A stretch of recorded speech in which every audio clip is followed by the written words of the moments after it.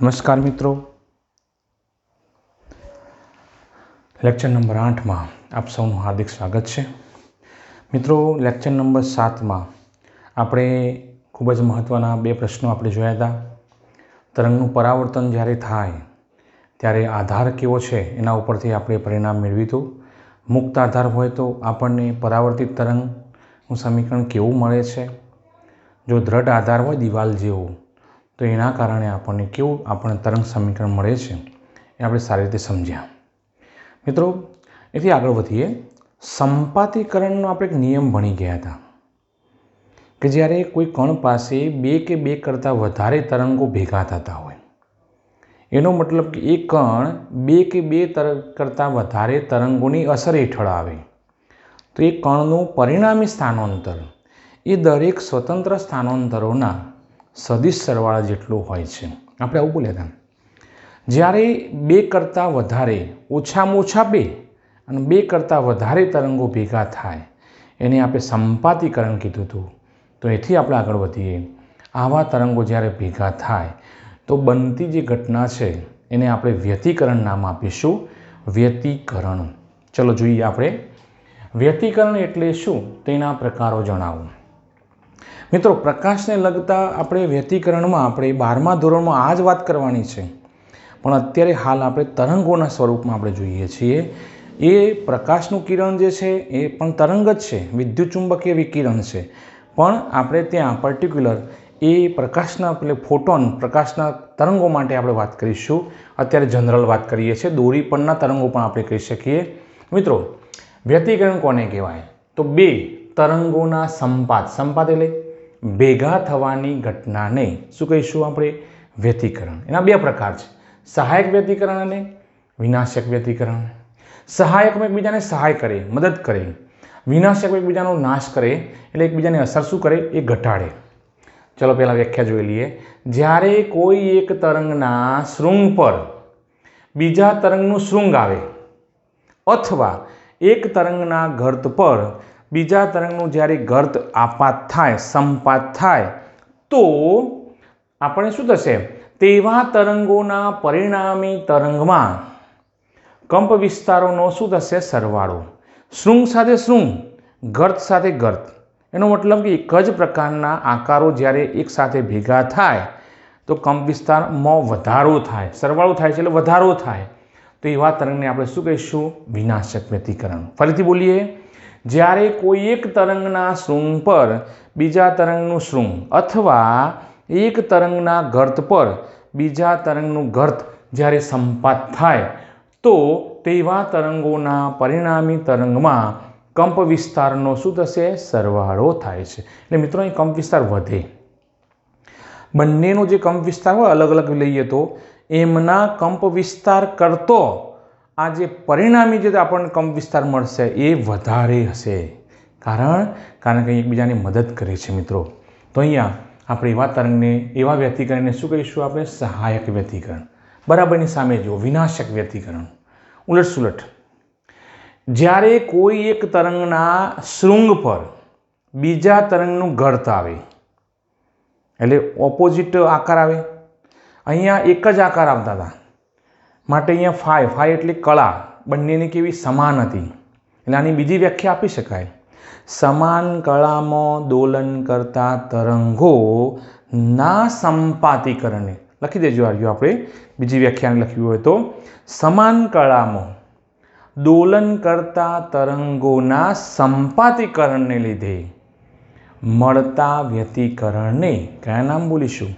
સહાયક વ્યતિકરણ કહીશું. જ્યારે અહીંયા જુઓ, જ્યારે કોઈ એક તરંગના શૃંગ પર બીજા તરંગનું ગર્ત આવે અથવા એક તરંગના ગર્ત પર બીજા તરંગનું શૃંગ આવે તો પરિણામી તરંગમાં કંપ વિસ્તારને શું થશે? બાદબાકી. એકબીજાની અસર નાબૂદ કરે છે. એટલે તો વિનાશક નામ આપ્યું. વિનાશક એકબીજાનો નાશ કરે છે. પરિણામનો, એની અસરનો શું કરે છે? નાશ કરે છે.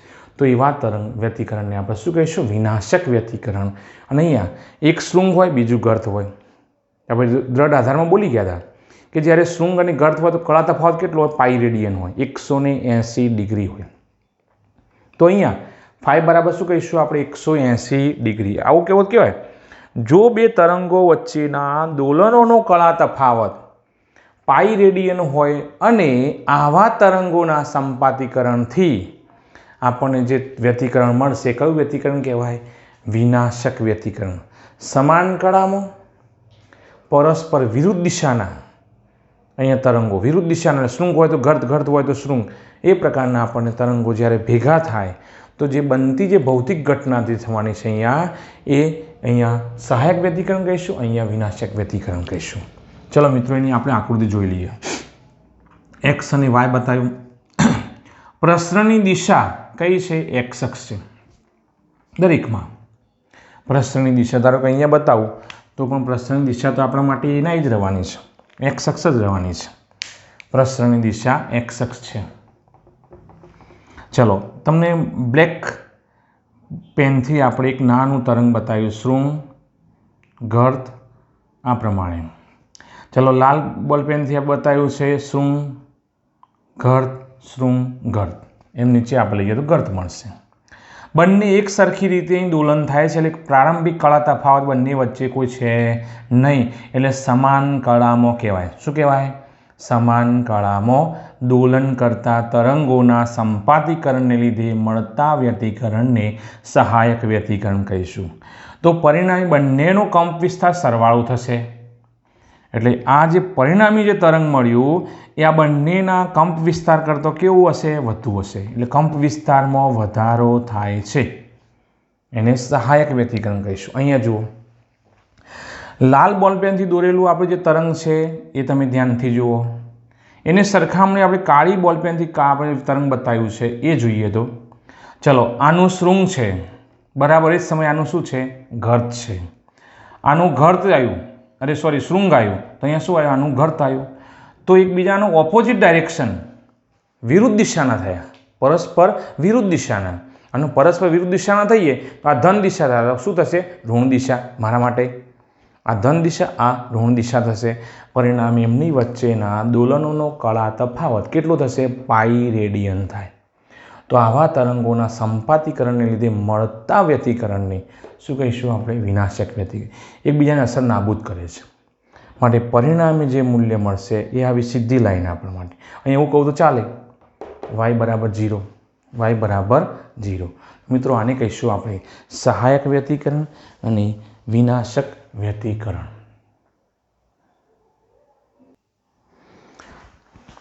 મિત્રો, આપણે સહાયક અને વિનાશક વ્યતિકરણ કોને કહેવાય એ સમજી લીધું આપણે. મિત્રો, હવે એવા બે તરંગો, બે કરતાં વધારે તરંગો જ્યારે ભેગા થશે તો એની પરિણામી જે અસર હશે કેવી મળે છે એના ઉપરથી હવે આપણે આવા જુદા જુદા ઉદાહરણો દ્વારા આપણે પરિણામ મેળવીએ. હવે પછીનો આગળનો પ્રશ્ન છે સ્થિત તરંગો. સ્થિત એટલે સ્ટેબલ. તરંગો કોને કહેવાય અને એ તરંગો માટેનું સમીકરણ આપણે મેળવવું છે. મિત્રો, સ્થિત તરંગો એ આપણને શબ્દ જેવું કહે છે કે ભાઈ સ્ટેબલ છે, સ્થિત, સ્થિર, સમાન કંપ વિસ્તારવાળા. હમણાં આપણે જોયું કે જે શૃંગ હોય તો શૃંગ, ઘર્ત હોય તો ઘર્ત, બંને એક જ સાથે આપણે આગળ વધતા હતા. શૃંગ જેટલું જ બીજા તરંગનું શૃંગ હોય, ઘર્ત જેટલું જ બીજા તરંગનું ઘર્ત હોય તો સમાન કંપ વિસ્તાર કહેવાય. તરંગ લંબાઈ પણ સમાન લેવાની, લેમડાનું મૂલ્ય પણ કેવું લઈશું આપણે? સમાન.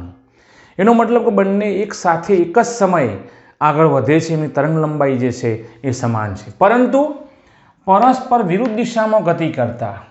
એક તરંગ જમણી બાજુ એટલે કે ધન એક્સ બાજુ આપણે આમ ઊભા હોય તો જમણી બાજુ ગતિ કરે છે, બરાબર એ જ સમયે એની વિરુદ્ધ દિશામાં એક તરંગ ડાબી બાજુ ગતિ કરે છે, પણ બંને તરંગો ભેગા થાય છે.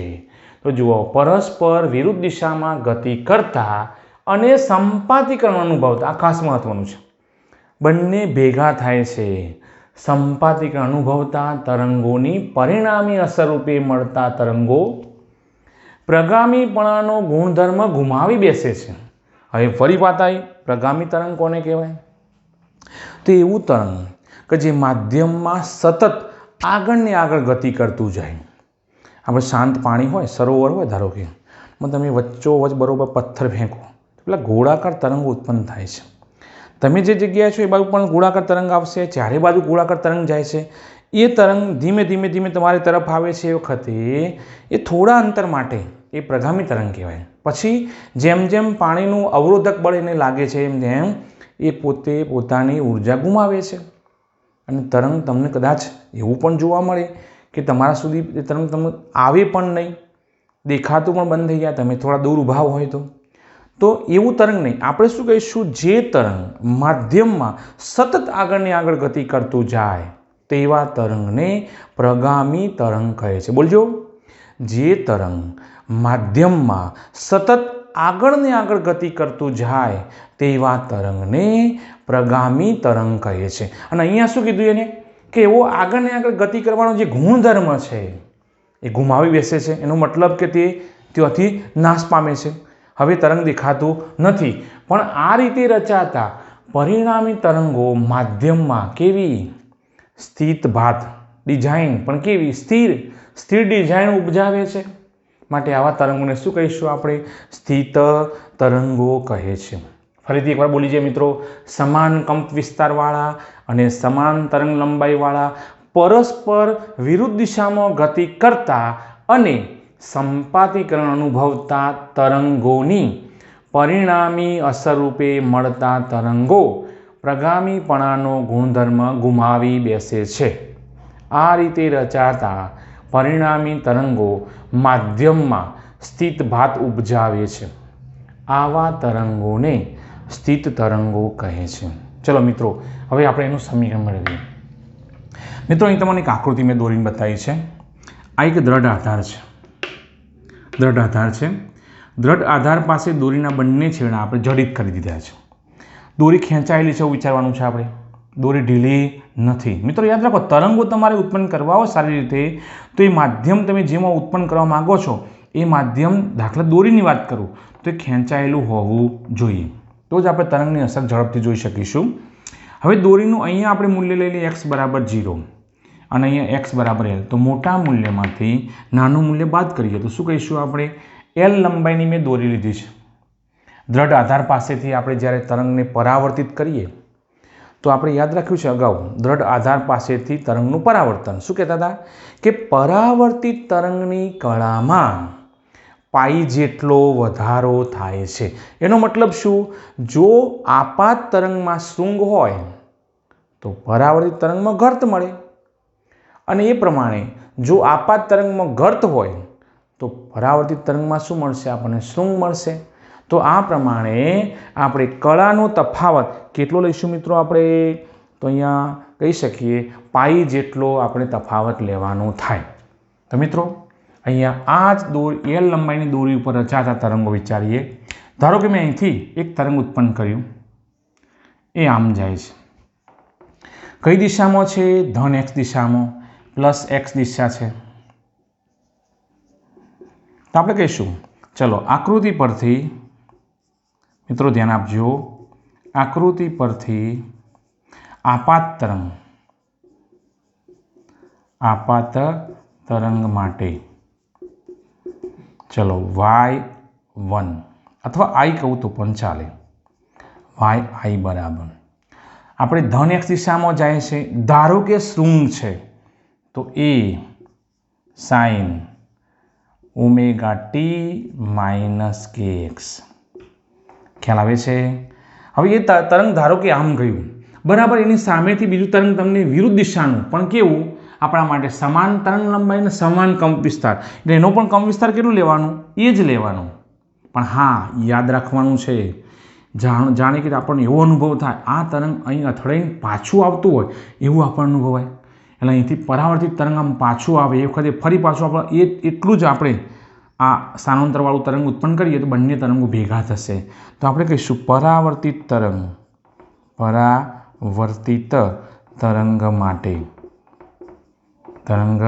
માટે y2 કહીએ અથવા તો yr કહીએ. દ્રઢ આધાર છે, આ દ્રઢ આધાર છે, તો ત્યાં અહીં શૃંગ છે, તો અહીં શું મળશે, આપણને ગર્ત મળશે. દિશા ઉલટાઈ જશે, આપણને જે 2 નંબરનું તરંગ જે અથડાઈને પાછું આવે છે એ આમ આવ્યું, કઈ દિશા કહીશું, ઋણ x દિશા, તો અહીંયા થશે omega T plus kx. Omega T plus કે એક્સ. મિત્રો, બે તરંગોની આપણે વાત કરી, ખ્યાલ આવે છે. આવા બે તરંગો જ્યારે સંપાત થશે એટલે સંપાતીકરણના નિયમ મુજબ, સંપાતીકરણના નિયમ મુજબ, એક જ મિનિટ, દેખાય છે તમને? ઓકે. વાય બરાબર પરિણામી તરંગનું સ્થાનાંતર. આપણે કીધું ને, તરંગોની પરિણામી અસર રૂપે મળતું જે તરંગ છે એ વાય બરાબર બંને સ્થાનાંતરનો સદિશ સરવાળો. શૃંગ હોય તો શૃંગે લેવાનું, ગર્થ હોય તો ગર્થ પણ લેવાનું. મિત્રો, અહીં આપણે બંનેનો સરવાળો કરીએ. ચલો, વાય બરાબર, આપણે બંનેના અહીં ઉપયોગમાં લઈએ સમીકરણો. તો પહેલું વાય આઈની જગ્યાએ લખીએ છીએ એ સાઇન, પછી ઓમેગા ટી માઇનસ કે એક્સ. આ કોનું લખ્યું મેં? વાય આઈનું. ચલો, વાય આર લખવું તો માઇનસ છે આગળ, તો માઇનસ એ સાઇન ઓમેગા ટી પ્લસ કે એક્સ, પ્લસ કે એક્સ. મિત્રો, કોમન શું નીકળે? એ કોમન નીકળે. આપણામાંથી વાય પણ બોલી ગયા છે, સાહેબ સાઇન પણ નીકળે, SIN નીકળે. ના ભાઈ, એ વિધેય છે, આખું વિધેય છે. એ ફેવિકોલ કામ મજબૂત જોડે, તૂટેગા નહીં, અને તોડવાનું નથી. આ ભેગું વિધેય કહેવાય. વિધેય અહીંયા આપણે કોમન ના કાઢી શકીએ, કારણ કે અહીંયા ઓમેગા ટી પ્લસ કે એક્સ હોત તો આપણે કહી દોત, પણ અહીંયા ઓમેગા ટી માઇનસ કે એક્સ છે ને, ઓમેગા ટી પ્લસ કે, બંને સમાન વિધેય નથી, પણ બંનેમાં કોમન આપણને એ દેખાય છે. તો અહીંયા શું વધ્યું?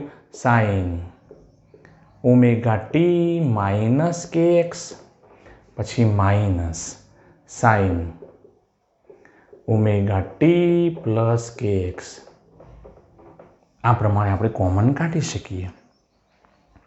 ચલો, કૌંસમાં જુઓ, સાઇન માઇનસ સાઇન. હવે મિત્રો, ગણિતના થોડાક પદો આપણે નોંધ કરી દઈએ આપણી બુકમાં. હાલ હું તમને એવા જે પરિણામો છે તમને નોંધાવું છું. તમે, હું અહીંયા જે લખું તમે તમારી અહીંયા જે બુક હોય, નોટબુક હોય, એમાં તમે હોશિયાર નોંધી કાઢો.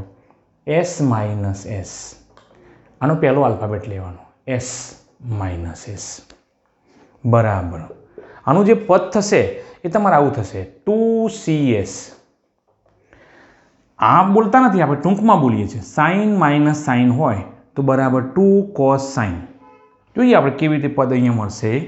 પછી એ પ્રમાણે S પ્લસ એસ, એનો મતલબ શું? સાઇન પ્લસ સાઇન બરાબર 2SC. ચલો બોલી જાઓ, 2 સાઇન કોસ. ખ્યાલ આવી ગયો? એ પ્રમાણે કોસ વત્તા કોસ, સી વત્તા સી, સી વત્તા સી બરાબર 2CC. 2 કોસ અને કોસ ગુણાકાર છે, બરોબર. સી માઇનસ સી બરાબર માઇનસ 2 સાઇન સાઇન. તમે પહેલાં આટલું લખી દો, પછી આપણે આની વાત કરીએ. આ જે પ્રમાણે તમને દેખાય છે એસ માઇનસ એસ, એનું આપણે આ પરિણામ મેળવવું છે. કેવી રીતે મળશે? અને જે પરિણામ હું તમને અહીં બતાવું એ દરેકમાં કોમન લેવાનું તમારે. પદ્ધતિ આપણે મેળવવાની પદ્ધતિ છે કેવી છે, આપણે એક જ રાખીશું. તો આપણે અહીંયા આ નોંધ કરી દઈએ. હવે આનો ઉપયોગ આપણે કરીશું.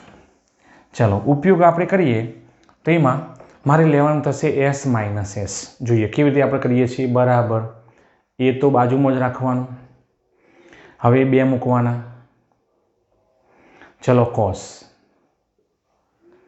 કોસ. એમાં કોસમાં શું કરશો તમે કે બંનેનો સરવાળો ભાગ્યા 2. ઓમેગા ટી માઇનસ કે એક્સ, પછી આ પ્લસ ઓમેગા ટી પ્લસ કે એક્સ ભાગ્યા 2. એનો મતલબ જે પહેલું જે હોય ને એમાં આપણે ખૂણાઓ, કળાઓનો સરવાળો કરીશું. આ કળા કહેવાય, સરવાળો કરીશું. અને બીજું જે આવે ને એમાં કળાઓને શું લઈશું આપણે? બાદબાકી. ધ્યાન આપજો, સાઇન. ચલો, માં છે નહીં, માં સાઇન. ચલો, ઓમેગા ટી માઇનસ કે એક્સ પહેલું લીધું, ઓમેગા ટી માઇનસ, પછી આની આગળ માઇનસ બોલવાનું એટલે માઇનસ ઓમેગા ટી, આની આગળ માઇનસ kx ભાગ્યા 2. જોઈ લો, પહેલું જે વિધેય હોય એમાં પ્લસ કરવાનું અને ભાગ્યા 2. બીજું જે છે એમાં માઇનસ કરીને ભાગ્યા 2. કોનો તફાવત અને કોનો સરવાળો લઈશું? તો મિત્રો કળા જે છે આ કળામાં આ કળા ઉમેરવાની પહેલામાં અને ભાગ્યા 2. આ કળામાંથી આ કળા બાદ કરીએ ભાગ્યા 2. એટલે અહીંયા ખાસમાં ચિહ્ન ફેરફાર થાય એ ધ્યાન રાખવાનું. ચલો બરાબર a 2 cos. ચલો અહીંયા તમે થોડુંક ધ્યાનથી જોશો તો kx જતું રહેશે. જુઓ પ્લસ માઇનસ દેખાય છે. શું મળ્યું? Omega T plus omega T એટલે શું થશે? 2 ઓમેગા ટી બાય 2. જોઈ લો ફરતી, આ માઇનસ kx છે ને આ પ્લસ kx છે. ઓમેગા ટી બે વખત થશે એટલે 2 ઓમેગા ટી બાય 2. અહીંયા બોલીએ હવે સાઇન. ચલો અહીંયા તમે થોડું ધ્યાનથી જુઓ, અહીં ઓમેગા ટી પ્લસ છે, અહીં ઓમેગા ટી માઇનસ. તો આ પ્લસ માઇનસ જતા રહેશે. શું મળશે? Minus 2kx by 2. આવું મળે આપણને. ખ્યાલ આવી ગયો? તો આપણે જે સરવાળો અને જે ફેરફાર બતાવ્યો એ આપણે બરાબર સમજી લીધો. ચલો કળાના મૂલ્યમાં આ 2નો લોપ થશે, અહીંયા પણ 2નો લોપ થશે એટલે શું મળ્યું? જુઓ આ 2 હું આગળ લઈ જાઉં છું. 2a cos omega t sine minus kx. આવું મળ્યું મિત્રો. અહીંયા ખાસ સાઇનની અંદર માઇનસ ચિહ્ન હોય તો એ માઇનસ ચિહ્ન બહાર આવી જાય. ફરીથી સાઇનની અંદર આપણે માઇનસ ચિહ્ન કળામાં જોઈએ છે તો આ માઇનસ ચિહ્ન બહાર આવી જાય એટલે શું કહેવાય છે? પછી અહીં માઇનસ મુકાય સાઇન kx. પણ જો આવું ને આવું કોસમાં હોત, કોસ માઇનસ kx, તો ઋણ ચિહ્ન બહાર આવે નહીં. માત્ર સીધે સીધું શું લખી દેવાનું? cos kx. પણ અહીંયા બહાર આવશે. જુઓ is equal to minus 2a. આ ચિહ્ન બહાર આવી ગયું. હું સાઇનવાળું પદ પહેલાં લખું છું, sine kx cos omega t. cos omega t કોના બરાબર આવ્યું છે? y બરાબર. કોના બરાબર? y બરાબર. મિત્રો આટલે સુધી સમજી ગયા? હવે આને તમે જુઓ, આ વિધેય આ સમીકરણને સ્થિત તરંગો માટેનું કોનું? સ્થાનાંતર નું સમીકરણ છે. તમે થોડુંક અહીંયા એને જોવાનો પ્રયત્ન કરો ને મિત્રો. અહીંયા હું લખું છું, આપણે સામાન્ય રીતે જે પ્રગામી તરંગ કહીએ એનું સૂત્ર આવું મળે, એ પછી sine omega T minus kx એટલે પ્લસ ઓર માઇનસ બોલીએ તો આ પ્રમાણે મળે. સરખામણી કરો એની સાથે, આ અને આ સરખામણી કરો. ચલો એને આપણે કંપ વિસ્તાર કહીશું એક જ તરંગ માટે. તો અહીંયા એક પદ એવું મળે છે કે જે 2 તરંગોનો સંપાત જ્યારે થાય ત્યારે પરિણામી કંપ વિસ્તાર આપણને મળે છે. જોઈએ આપણે અહીંયા ઓમેગા ટી, તો અહીંયા ઓમેગા ટી દેખાય છે. તો મારે આ સમીકરણને અહીંયા સાઇનની જગ્યાએ શું લખીશું? કોસ લખીશ. શું લખીશ? કોસ. જો તરંગ એક્સ અક્ષમાં, એમાં ધન એક્સમાં કે ઋણ એક્સ અક્ષમાં ગતિ કરે તો આ પાછળનું પદ મારે મૂકવું પડે.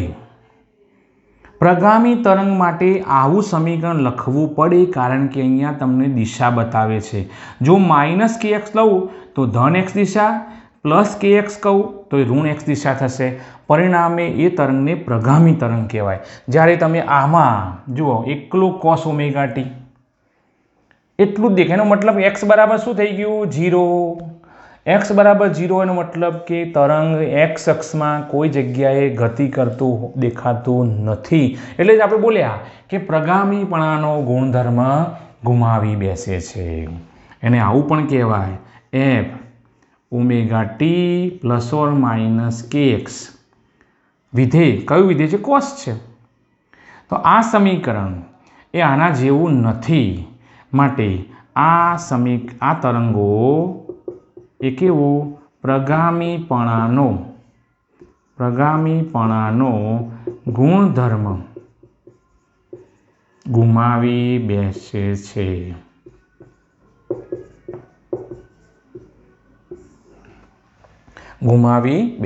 મિત્રો, હવે આપણે કહીએ સરખામણી કરીએ. ચલો, આટલો જે ભાગ છે એ તરંગની સ્થિતિ દર્શાવે છે, તો સરખામણી કરીએ તો આ ભાગ આવે.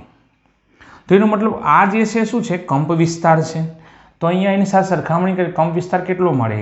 -2a. હવે માઇનસ ચિહ્ન આવે એનો મતલબ શું? ઘર્ત હશે.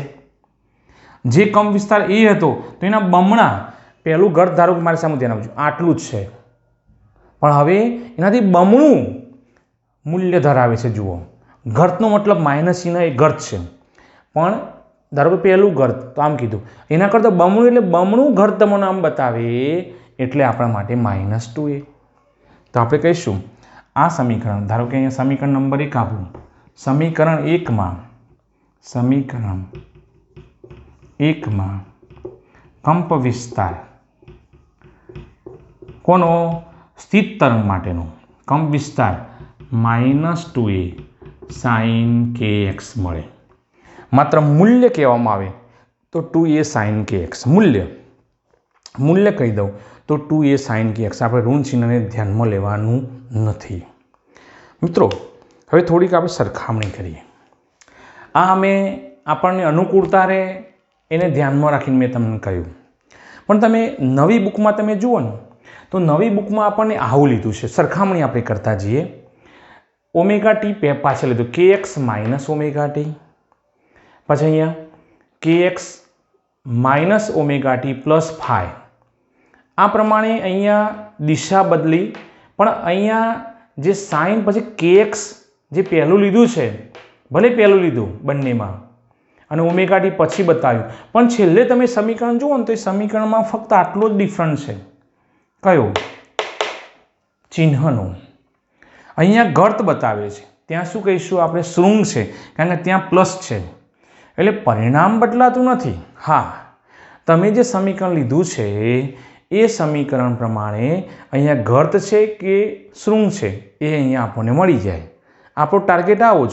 અને હું મૂલ્યમાં લઉં તો પછી પ્લસ માઇનસનો તફાવત રહેતો નથી. એમાં પણ આપણે એવું કહીએ કે કંપ વિસ્તાર, સ્થિત તરંગોનો કંપ વિસ્તાર 2a sin kx મળે મૂલ્યમાં, તો એ બંને માટે સાચું છે.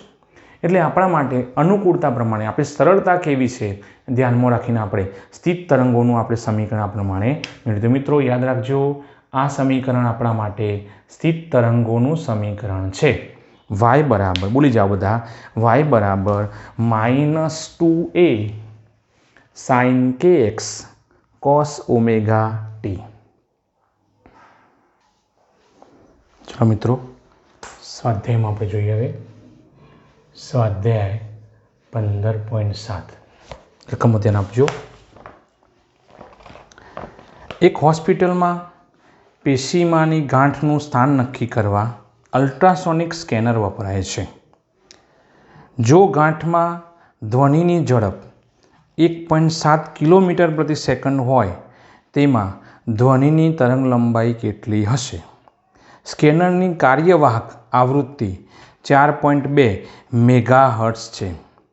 જો આપણે ધ્વનિની ઝડપ આપી છે, આપણને ધ્વનિની ઝડપ v બરાબર કેટલી છે? 1.7 કિલોમીટર પ્રતિ સેકન્ડ. હવે આપણે મીટરમાં ફેરવવું પડે, એટલે શું થશે? 1.7 ગુણ્યા 10⁻³ કિલોમીટરની જગ્યાએ આપણે મીટર મૂકવું હોય તો 10⁻³ લેવી પડે. આ પ્રમાણે આપણને મળશે. ચલો, હવે કહે છે કાર્યવાહક જે આવૃત્તિ છે એને હું f કહું છું, અથવા ન્યૂ પણ કહેવાય. 4.2 મેગાહર્ટ્ઝ. હવે મેગાહર્ટ્ઝને આપણે હર્ટ્ઝમાં ફેરવવું પડે. 4.2 મેગા એટલે 10⁶. એમની જગ્યાએ આપણે શું મૂક્યું? 10⁶ હર્ટ્ઝ. તો આપણને તરંગ લંબાઈ લેમ્બડા શોધવાની કીધી છે કે ભાઈ ધ્વનિની તરંગ લંબાઈ કેટલી હશે એ આપણે શોધવાનું છે. મિત્રો આપણી પાસે સમીકરણ આવી ગયું છે તરંગ ઝડપ તો ધ્વનિની ઝડપ કહીશું આપણે v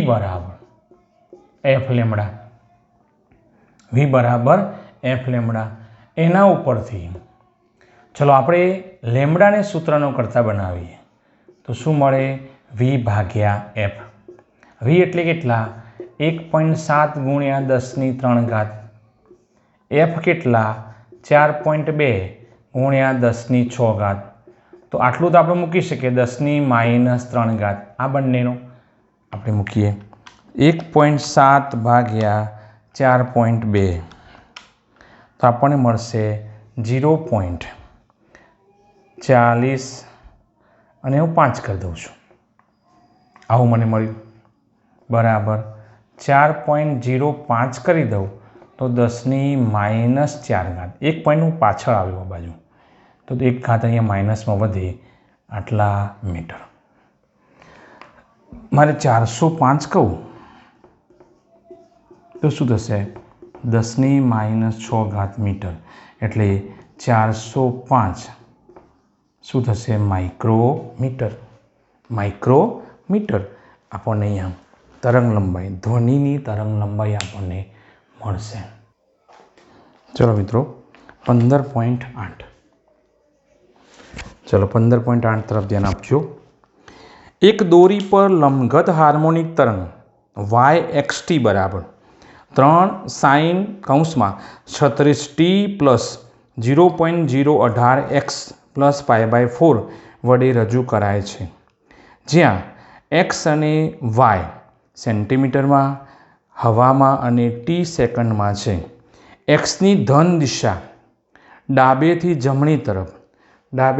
જમણી તરફ ધન x લેવાનું છે આપણે વિકલ્પ એ આ પ્રગામી તરંગ છે કે સ્થિત તરંગ છે જો તે પ્રગામી તરંગ હોય તો ઝડપ કેટલી અને પ્રસરણની દિશા કઈ છે બી તેના કંપવિસ્તાર અને આવૃત્તિ કેટલા સી ઉદ્ગમ પાસે મૂળ કળા કેટલી હશે તરંગમાં બે ક્રમિક શૃંગ વચ્ચેનું લઘુત્તમ અંતર કેટલું હશે મિત્રો આપણે જે શોધવાનું છે એના માટે આપણે અહીંયા પહેલું તો સમીકરણ લખી દઈએ ચલો આપ્યું છે શું yxt બરાબર બોલી જઈએ છીએ 3 sin 36t plus 0.018 x plus π/4 હું અહીંયા એકમ સાથે બતાવું છું સેન્ટીમીટર આપણને આપ્યું છે હવે મને કહે છે કે પ્રગામી તરંગ છે કે સ્થિત તરંગ તો અહીંયા ખાલી હું નામ લખું છું પ્રગામી કે સ્થિત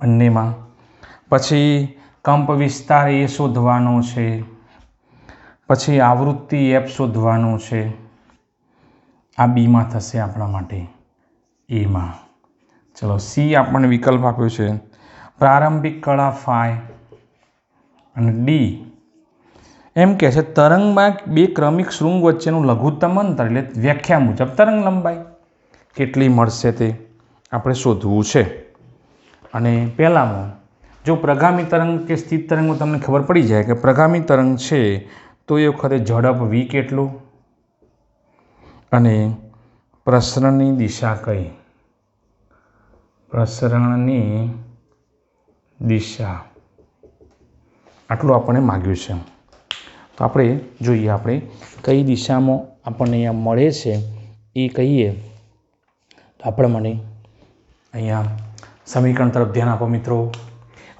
yxt બરાબર 3 sin વિધેય સાઇન લઈશું ઓમેગા ટી પહેલાં લીધું જો આપણે પેલું જે અનુકૂળતા પ્રમાણે સમીકરણ એ જ પ્રમાણે સમીકરણ આવે છે અહીંયા π/4 છે π/4 એટલે એકમ વર્તુળ કહીએ તો પહેલા ચરણમાં જ ખૂણો છે આપણા માટે π/4 45 અંશનો ચલો આ સમીકરણને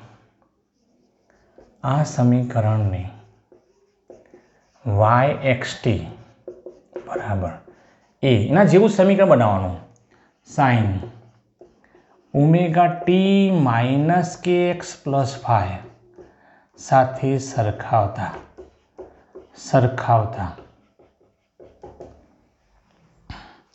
આપણે આ સમીકરણને પ્રગામી સમીકરણ તરીકે કહીશું, પ્રગામી તરંગ માટેનું. જો એના જેવા જ ઘટકો આપણે પહેલાં મળી રહેશે બધા, તો આપણે પ્રગામી તરંગ અને બીજું કે એમાં રહેલા ઘટકો પણ શોધી શકીશું. તો ચલો કંપ વિસ્તાર સરખામણી કરીએ.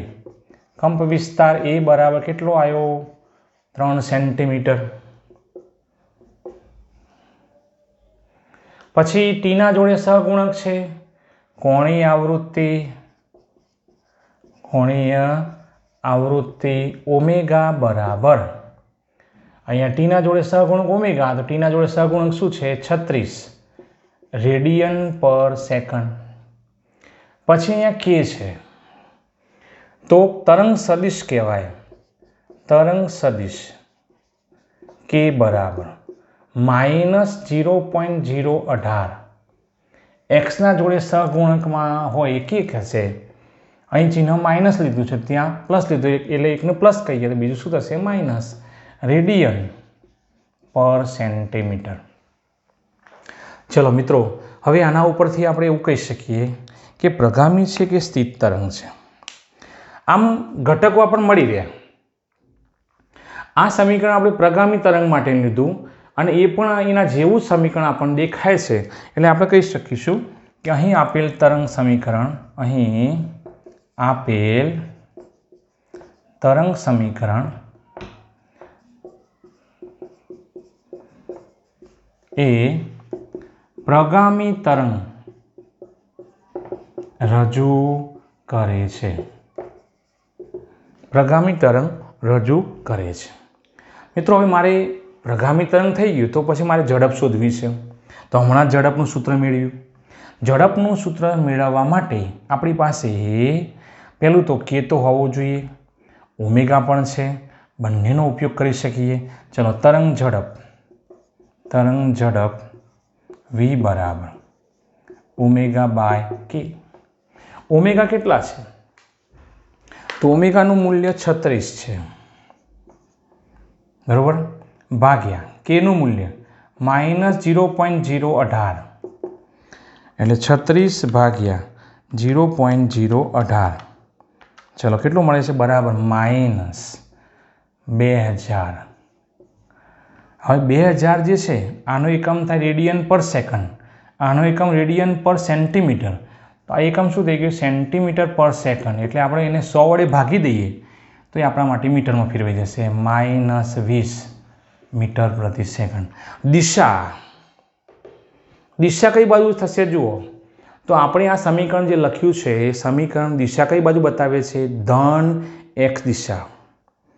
ધન એક્સ દિશામાં ગતિ કરતું તરંગ આપણે દર્શાવ્યું છે અને એ દિશા આપણી એ થવાની છે. હવે તરંગ જાય છે જમણી બાજુથી ડાબી બાજુ, પણ એનો વેગ તમે જુઓ. વેગનું મૂલ્ય, જે વેગની દિશા છે ને એ માઇનસ ચિહ્ન બતાવે. એનો મતલબ કે એની દિશા એ આપણા માટે ડાબી બાજુથી જમણી બાજુ જે આપણે કહેતા હતા એની જગ્યાએ હવે જમણી બાજુથી ડાબી બાજુ બતાવે. કેમ? જો પ્લસ હોત તો જમણીથી ડાબી બાજુ જાય, ડાબીથી જમણી બાજુ જાય, પણ માઇનસ એનો મતલબ કે ડાબી બાજુ તો આપણને ગતિ કરતું અહીંયા તરંગ એની ઝડપ દર્શાવે છે. એટલે ઋણ નિશાની શું બતાવે છે? જમણી બાજુથી ડાબી તરફ ગતિ કરે છે. જમણીથી ડાબી એટલે આપણા માટે કહીશું દિશા. વીની ઋણ દિશા પરથી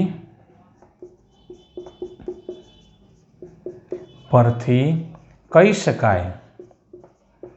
શકાય કે દિશા જમણી બાજુથી ડાબી બાજુ તરફની હશે. તો આપણે દિશા મિત્રો અહીં કહી દીધી. દિશાનું આપણે બોલીએ તો દિશા શું છે? બોલજો. જમણીથી ડાબી બાજુ તરફ ગતિ કરે. કેમ? તો વીનું મૂલ્ય શું મળ્યું આપણને? ઋણ મળ્યું. ચલો, પ્રશ્ન દિશા કહી દીધી. હવે બી આપણને શું કહે છે કે ભાઈ કંપ વિસ્તાર શોધો. એ તો આપણને મળી ગયો છે. તો કંપ વિસ્તાર એ બરાબર 3 સેન્ટીમીટર છે. આવૃત્તિ એફ શોધવું છે. તો એફના માટે આપણી પાસે કોણીય આવૃત્તિનું સૂત્ર છે. શું મળશે બોલો? તો એફ બરાબર ઓમેગા ભાગ્યા 2 ઓમેગા કેટલા છે? 36. 2 ગુણ્યા 3.14. ચલો બરાબર 36 ભાગ્યા આ 6.28 થશે. 6.28 તો 5.73 શું કહીશું આપણે? હર્ટ્ઝ. 5.73 હર્ટ્ઝ આપણને મળશે. એ આપણને શું થશે? આવૃત્તિ મળશે. મિત્રો હવે સી વિકલ્પ પ્રારંભિક કળા. પ્રારંભિક કળા 5 સરખામણી કરો. કેટલું છે? π/4 રેડિયન. π/4 રેડિયન. ડી બરાબર 2 ક્રમિક શૃંગ વચ્ચેનું લઘુત્તમ અંતર એટલે તરંગ લંબાઈ. વ્યાખ્યા પ્રમાણે તરંગ લંબાઈ લેમ્બડા. તો આપણે લેમ્બડા શોધીએ. તો લેમ્બડાને શોધવા માટે આ 2-3 સૂત્રો છે. વી બરાબર એફ લેમ્બડા કરો, અથવા આપણી પાસે મેઇન સૂત્ર છે કે બરાબર, એનો પણ ઉપયોગ તમે કરી શકો. 2π/લેમ્બડા એનો પણ તમે ઉપયોગ કરી શકો. તો શું થશે? 2π ભાગ્યા કે. 2 ગુણ્યા 3.14 ભાગ્યા માઇનસ, ચલો કેનું મૂલ્ય 0.018. ચલો ઉપર છે 6.28 અંશમાં ભાગ્યા 0.018. એ થશે ભાઈ, માઇનસ તો આવશે જ, કારણ કે માઇનસ તો છે જ ને. 348.9 સેન્ટીમીટર. એને હું 100 વડે ભાગી દઉં તો -3.489 મીટર થાય. એટલે લગભગ 3.5 મીટર કહીએ આપણે. હવે તરંગ લંબાઈ જે છે એ આપણને ઋણ ચિહ્ન જે આવી છે ને આપણે ધન ચિહ્નમાં ફેરવી દઈએ તો એનું મૂલ્ય શું મળશે? લેમ્બડા બરાબર 3.5 મીટર. લેમ્બડા બરાબર 3.5 મીટર. કેમ આપણે ઋણમાં આપણે નથી લેતા? તો તરંગ લંબાઈ એટલે અંતર થયું મિત્રો. તો આપણે અંતરને અહીંયા ઋણ ચિહ્ન વડે નહીં બતાવીએ. આપણે 2 ક્રમિક વચ્ચેનું અંતર આપણે માપવું છે. તો આને સૂત્ર પ્રમાણે માઇનસ આવે, પણ આપણે અહીંયા એની વ્યાખ્યા પ્રમાણે અથવા તેનો જે અર્થ છે એ પ્રમાણે જઈએ તો શેમાં આવશે ભાઈ? મીટરમાં પ્લસમાં આવશે 3.5 મીટર. મિત્રો આપણે શું કર્યું? સમીકરણ જે આપ્યું હતું એને એના જેવા સમીકરણ સાથે આપણે સરખામણી કરી તો આપણને અમુક ઘટકો તો સીધા મળી ગયા. અને જે માગ્યું છે એ પ્રમાણે શોધવા કે આપણે વીની દિશા ઋણ આવી, એનો મતલબ જો વી ધન હોત તો આપણને ડાબીથી જમણી બાજુ તરફ એટલે ધન x તરફ મળત, પણ વીની દિશા ઋણ છે માટે આપણે કહી શકીએ કે જમણીથી ડાબી તરફની આપણને હશે. કંપ વિસ્તાર આપણને મળી ગયો. સૂત્ર સરખામણી આવૃત્તિ એફ બરાબર આપણને ઓમેગા બરાબર 2πf ઉપરથી મળી ગયું. અને એ પ્રમાણે બાકીના ઘટકો એ આપણને આ પ્રમાણે મિત્રો મળે છે. તો આપણે એ દાખલા નંબર 15.8